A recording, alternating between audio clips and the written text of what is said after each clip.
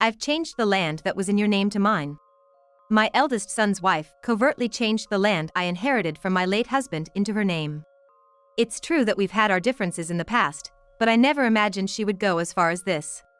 When I looked to my eldest son for help, he just stared at me with a cold gaze. You always bully my wife, Mom. You're the worst. If you feel even a bit guilty, just gracefully give the land to my wife and show some sincerity by living out your remaining years as a housemaid. My son was on his wife's side. Just to be clear, I never intended to bully her. In fact, I felt like it was me who was being bullied. But in this situation, I didn't think anything I said would get through. Feeling it was pointless to argue, I decided to leave, as my son's wife suggested. So, I should just leave, right? I asked. To which she retorted, not crying, huh?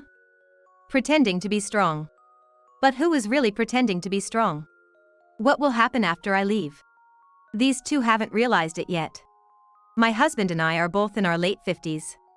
We have 2 sons, both married and living away from home. So it's just the 2 of us now.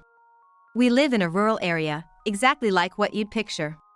It's inconvenient without a car to the nearest station, and there's hardly a bus service, only 2 an hour even during commute times. And none on Sundays or holidays. The only store around is a liquor store that's more like a general store. Our eldest son always hated this rural setting. He wanted to attend a more prosperous nearby high school but ended up at a local agricultural school due to his grades. This led him to leave home as soon as he graduated. My eldest son married a woman he met while living in his dream city. Since then, he has continued to live in the city and seldom visits our family home. Even when they visited for their marriage introduction, it was just a few times, with no other contact. As family, there are times when we can't avoid each other. Traditionally, the wives handle the family matters, even though there's not much social interaction. So, whenever I had to meet my son's wife, I always had to go to her. Because she dislikes the countryside just as much. When I visit, they say, "You smell like the countryside," and spray deodorizer around me. At first, I didn't like it, but now I try to take it as a trivial matter. After all, our relationship is already distant, and I didn't want it to get any more awkward. Meanwhile, my younger son lives in a distant land due to his work. The town where my husband and I live is the same rural town where our younger son grew up, not much different from the countryside. My younger son says the drive isn't too bad, and often visits us, showing concern for us. My younger son's wife is a very charming woman, easygoing in nature, and shares similar values with us, so our relationship with her is incredibly good. Amidst all this, my husband passed away while still in his late 50s. I was engulfed in sadness by this sudden misfortune. Before he died, my husband often said that his only wish was for me not to struggle and to live out the rest of my life well after he's gone. He said that if the land and house that his ancestors had passed down became a burden or hindered my life in any way, I should prioritize my life first. In other words, he meant that once I inherit them, I can do as I please. While he was alive, he discussed this with our eldest son, who traditionally would inherit the land and house. But our city-averse eldest son, particularly his wife, vehemently rejected the idea, saying, "Why inherit useless countryside land when it's not prime city property?" So, they opted for something else. The younger son also chose to inherit something other than the land and house. I later learned from my younger son that he thought it best for me to inherit the property because it was filled with memories of my husband and me. My younger son and his wife considered moving back to live with me, but it proved too much of a burden on his commute, so they gave up on the idea. Still, they've told me, "Don't struggle alone. If it ever becomes unavoidable, we'll welcome living together in the family home." I don't intend to sacrifice my sons' lives for the sake of the land and house. When the time comes, I'm prepared to make a clean break. So, I ended up inheriting the land and house, while my sons equally divided the rest of the property. After my husband's death, development in the neighborhood began, and the value of the land started to rise. I'm in my 60s now, but I still have the energy and enthusiasm to enjoy life in the countryside. Some people, disliking the development, moved even deeper into the mountains, and everyone has their own opinion about it. For me, if supermarkets and such are built nearby, I won't need to drive, and it seems like it could prevent family disputes over issues like giving up driving licenses in old age. Most importantly, if it reduces the worries of my caring younger son and his wife, I think development isn't all bad. Now, I'm honestly excited about the prospect of a more convenient life, but I never imagined that my peace would be disturbed by an unexpected move from my eldest son's wife. As development progressed and rumors started about more bus services to the nearest station and a new high-rise apartment nearby, I got a call from my long-estranged eldest son. He said something like, "My job in the city didn't work out, and I ended up quitting." Trying to make a fortune in the city was a fleeting dream for someone born and raised in the countryside. I bluntly asked him what he really wanted to say. Then, he said he wanted to move back and live in the family home. I asked, "So, you mean you want to live together?" And he seemed to agree, but his answer was somewhat evasive. Just about a month ago, we had a family gathering for my husband's 3rd memorial anniversary. During that time, my eldest son kept complaining about the countryside smell, just as usual. I wonder what changed his mind. In the middle of our conversation, my eldest son's wife suddenly interrupted. "You live in such a lovely place. If there's going to be land development and modernization, you should say so." Trees in the mountains have been cut down, improving the view. There have been rumors for quite a while about a large shopping mall coming to that area. My eldest son's wife, who never cared for this countryside land, now says it's a different story if the area becomes more livable due to development. The land and house my husband left behind are in a great location. Besides the place where our house stands, I also inherited the mountain behind our house from my husband. Will there be land purchases for the development? Are you selling the mountain behind? It seems my eldest son and his wife regret not caring about the countryside land before. Now, unable to ask for the land, they are cozying up to me, probably hoping for a share of the money if I sell the mountain. Oh, no. How could I? It's not really about the money, but about my husband, she said, with quite a bit of acting in her tone. I listened to her with skepticism, feeling like I was enduring a poor speech. To summarize, it seems true that my eldest son lost his job and is now unemployed. Their savings are so low that even next month's rent is in jeopardy. When I asked, "What about the inheritance you and your younger brother split?" she said they'd rather not touch it if possible. Since my husband's 3rd memorial anniversary just ended, she wants to ponder a bit more about how to use the remaining money. But if they're struggling, I thought they should use it. I held back from saying that, as it might be taken as cold-hearted. Struggling to pay for gas and electricity after rent, my eldest son's wife tearfully appealed. "Please let us live with you." "So, you're going to live in the countryside? You, who always hated it and clung to city life, think you can manage here?" I asked my eldest son if he planned to find a job in the countryside. I also suggested it might be better for him to find work in the city. I couldn't imagine my eldest son, who left for the city as if running away, now accepting a rural life. He said, "It's a matter of survival. We might soon struggle even to eat, so I need help." Until the end, he didn't clearly say whether he would look for work in the city or the countryside. So, I set conditions. Living together would be temporary, just until he finds a new job. I also added that he must work, even if it's just a part-time job. With the land development here, there were plenty of short-term job opportunities. I thought he would be hired if he wasn't picky. I figured that taking care of them for about half a year would save up some money and allow my eldest son and his wife to restart. Marriage is about helping each other. Naturally, I expected my eldest son's wife to work outside, even if not every day, to contribute to their fresh start. However, when we actually started living together, my plans fell apart. True to his word, my eldest son spent his days job hunting. He looked for jobs during the day and worked as a security guard at a construction site in the evening. At first, my eldest son's wife seemed cooperative, but as he started spending more time away for job hunting and work, she suddenly changed her attitude. Ugh, this is so annoying. I can't deal with this. Shopping with a pickup truck, it's just too much for me. Shopping had become a once-a-week affair, and a pickup truck was more practical for that purpose than a fancy city car. It was my eldest son's wife who had initially offered to do the shopping.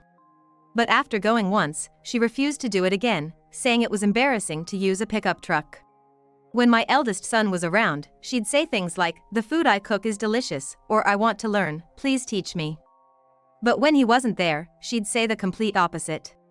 "I can't stand this country-style cooking. I want French cuisine," she'd start. She'd call traditional home cooking annoying and skip her turn to cook. One day, my eldest son's wife said she'd cook dinner, so believing her, I went to tend to the mountain behind our house. Regular maintenance is necessary to prevent the mountain from becoming overgrown. Especially important are things like seasonal changes and leaf removal. Since my husband passed, I've been hiring young people from the village to help. But I couldn't always leave it to others, so I occasionally checked on it myself. After a tiring afternoon, I returned home to find it dark and locked, unable to get in. I couldn't reach my eldest son's wife on her phone, and just as I was wondering what to do, my eldest son returned. As I was explaining the situation, my eldest son's wife arrived and I asked her why she'd locked the house and where she'd been. "How could you? I did exactly as you asked and went shopping, and now you forget," she retorted. She then explained to my son that I had demanded an unreasonable dish and threatened to kick her out if she couldn't make it tonight. I hadn't said any such thing, and didn't even know she'd left the house. But my son took her side without question. "Just because we're living together reluctantly, doesn't mean you can bully my wife. She's not used to country life. It's impossible to find ingredients for fancy cooking here." He accused me of intentionally making things difficult for his wife. My son and I had our differences and had argued before, but being unfairly scolded like this was a first. Even though he was my son, he felt like a stranger, which was sad. I didn't expect him to always take my side. But in a good marriage, husbands usually side with their wives. My late husband always sided with me. But always listened to both sides, which kept our relationship with my mother-in-law smooth. But this one-sided belief in his wife's words and yelling at me was something else. Suddenly, my son got angry and said, "Fine, you make that fancy dish yourself and eat as much as you want. I'm going out to eat with my wife," and he threw the house keys at me before leaving. When I entered the house, nothing had been done, it was just as I left it in the morning. I felt so frustrated and couldn't stop crying. But there was so much to do that I ended up doing the chores while crying. The other day, the owner of a diner where my eldest son had eaten out asked me, "Is everything okay with your eldest son and his wife living with you?" This diner is the only one in the area, and we used to go there as a family when the kids were little. It's run by a childhood friend of my husband's, and my eldest son knows his dad was fond of this place. It seems that my son and his wife were bad-mouthing me there. I got the impression that it's mostly the daughter-in-law feeding these negative thoughts to my son. I didn't go into details, just thanked the owner saying, "Thanks for letting me know." The owner said, "If you ever need anything, feel free to ask for help," and thankfully didn't pry too much. But he did seem sad, saying, "To think that the eldest son, who I thought of as my own, would just swallow his wife's words." Do people change that much when they move to the city? After this, I decided not to expect anything from my daughter-in-law. If my efforts to get along don't get through to her, then it's just a waste of time. It's better to spend that time and effort doing household chores myself. If I retaliate for what's been done to me, I'm no different from her. As usual, I prepared meals for 3 and did the laundry for 3, no matter what my daughter-in-law did. Whether she took it for granted, thinking she had me cornered, or felt lucky about how things turned out, she continued to stay with an air of entitlement. Then one day, my son said something unbelievable. "About the land and house in your name, I'm changing it to my name." He showed me the documents, saying they were all ready. But he didn't let me get a clear look, so I became suspicious of his wife's story. Having seen the necessary documents for a name change many times from my husband, these looked obviously fake to me. When I asked his wife, "Is this real?" she snapped back, "Of course it is. From now on, I'll be the boss here. If you don't want to be kicked out, you'd better show some remorse for how you've treated me as your daughter-in-law. How about continuing as my personal maid? If not, you're welcome to leave." Her confident attitude made it seem like she believed the documents were real. I confronted my son, asking, "What's this about?" He retorted, "If you can't keep the promise of living together, then you should be the one to leave." I tried to reason with him, but he accused me of being the first to break our agreement. It's shameful to be raised by the worst mother who bullies her daughter-in-law. If you feel bad, just retire and leave everything to your son. You shouldn't take out your hatred for me on my wife. It's the lowest thing to do. Aren't you embarrassed, being a grown woman acting like this? It seems my daughter-in-law convinced him that I hate my son and therefore treat her harshly. The daughter-in-law, having heard from my eldest son about our differences in values and how we never really got along, probably used that to her advantage. Since my relationship with my eldest son wasn't great to begin with, it must have been easy for her to make it worse.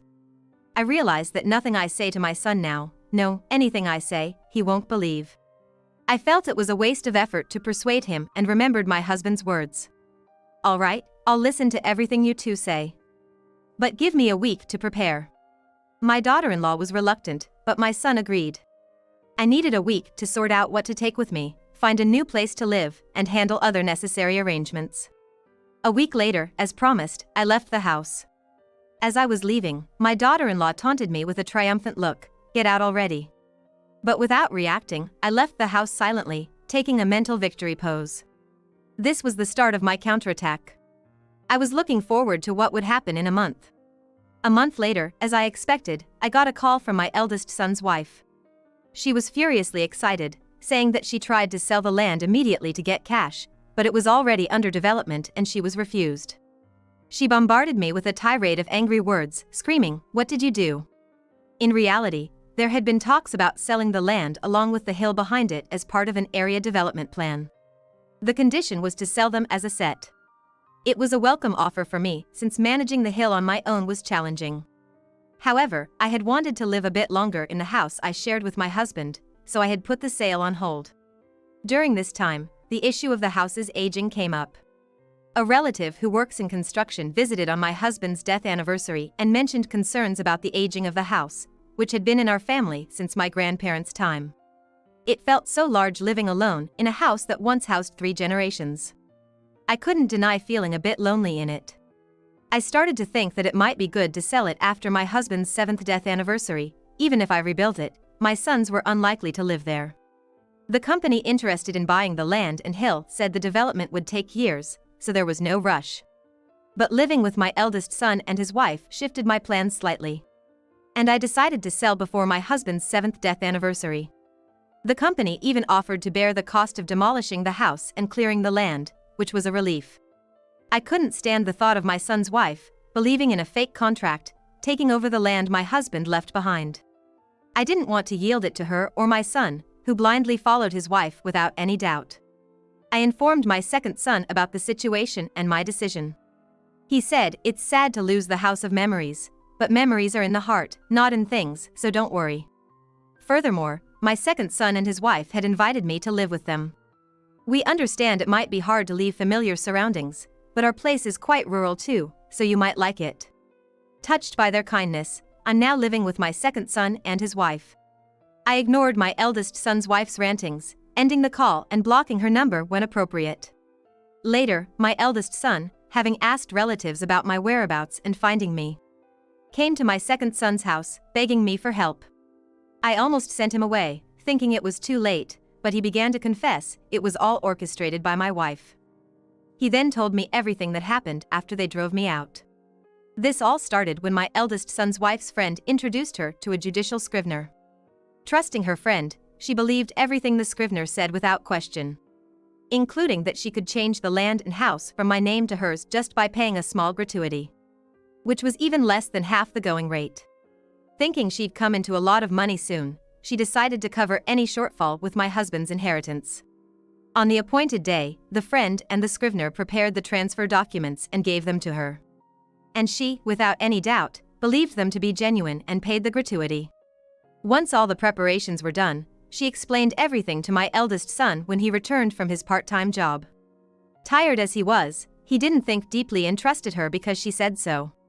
If you think about it, it's absurd that the wife of a living son would become the owner of his family home. It'll be more convenient for your mother if it's in my name. As fellow housewives protecting the same home, we can have an open and honest discussion. Convinced by such seemingly reasonable words, he ended up agreeing. While my son was busy with job hunting and his part-time work, she meticulously planned to drive me out, brainwashing my son in my absence, and successfully made him do her bidding. However, when she triumphantly went to sell the newly acquired house and land, she was told it was impossible because it was already being developed. Panicking, she tried to contact her friend and the scrivener but couldn't reach them. Eventually, their phone was disconnected, and when she contacted the friend's parents, they said they had disowned the criminal and didn't know their whereabouts. That's when she found out her friend had been committing fraud repeatedly and had become a criminal. She later learned that several of her former classmates had fallen victim to this friend. The friend would introduce former classmates to fake lawyers, accountants, and judicial scriveners, taking commissions from them. When my son's wife mentioned the land, she was introduced to someone playing the role of a scrivener.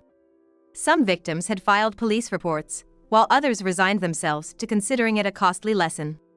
But these people had homes to go back to, even after losing money.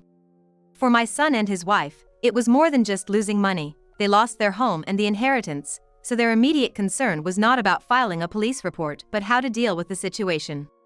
When I suggested they could rent an apartment since most of the inheritance should still be there, my son revealed that the cash card for the account where the extra money was deposited had been swapped. And all the money was withdrawn by the time they realized. They were literally penniless and begged me for help, with my son pressing his forehead to mine. Apparently, they were charged extra because the creation of the fake transfer documents was supposedly difficult. My son's wife went to withdraw the money with her friend, who likely stole the ATM pin then. Professionals can swap cards without being noticed. My son's wife, driven by short-term greed, lacked caution. Talking openly about the inheritance money probably made her an easy target. A little while ago, there had been warning messages circulating from my eldest son's wife's alma mater. They warned that some alumni were defrauding their classmates and juniors, advising everyone to be cautious about contacts or solicitations from people they hadn't been in regular communication with. But she had arrogantly dismissed it, saying, "Only fools fall for scams." I told them it was their own doing, driven by greed, and refused to help. There should still be some money that my son had saved from his part-time job. But he dismissed it, saying, "There's no way I saved any of that meager part-time job money. It all went to drinks with friends." Apparently, he had spent all the money he initially saved on going out drinking with his coworkers. "I'm not to blame for your lack of planning," I said, pushing my eldest son away once again. As I was getting frustrated with his persistent pleading, my daughter-in-law from my second son's family came home. Seeing her formidable presence, my eldest son might have felt a sense of danger and decided to leave. My daughter-in-law enjoys physical activities and recently started learning self-defense. She happened to return from her class just as my eldest son was there, and he got scared and ran off on his own. "I'm grateful for your timely return," I said to her, expressing my thanks.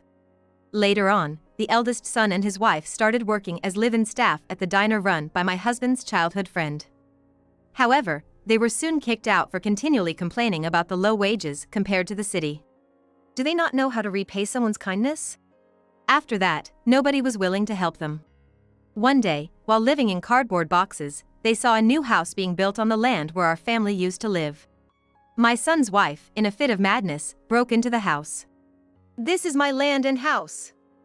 It was supposed to be mine," she ranted, squatting in the house, which led to her arrest by the police. When the police contacted me to take responsibility for her, I refused. She then started a silent protest, refusing to speak unless I came. Even when the police asked for my help in persuading her, I refused. When they relayed that my son was asking for help, I said, "I have no obligation to help. Please, just put him behind bars." When arrested, my son's wife claimed she was deceived by fraud. While it seems she was believed due to similar complaints, it didn't erase her crimes. The fraudsters, her friend, and the fake scrivener, are still at large. And I heard that even if caught, the money they took won't be returned. It seems this ordeal has finally opened my son's eyes, not just about being swindled but also about misusing the inheritance. The couple eventually divorced. My son, unable to find stable work, seems to be struggling, while his ex-wife, fed up with rural life, returned to the city and worked in a bar at the city's edge. However, she suddenly disappeared one day. Apparently after accumulating significant debt. I've now officially started living with my second son and his family. Initially, our cohabitation was on a trial basis due to the situation with my eldest son's family. I didn't want to be a burden to my daughter-in-law. But living together turned out to be harmonious. We can speak our minds without tension, and my daughter-in-law, who is not overbearing, and I get along very well. We share similar tastes in food, exchange recipes, and enjoy our days together. Our relationship is so good that neighbors think we're actually mother and daughter. As my husband wished, I'm now enjoying the rest of my life with my second son's family. I visited my husband's grave, looking forward to sharing these stories with him.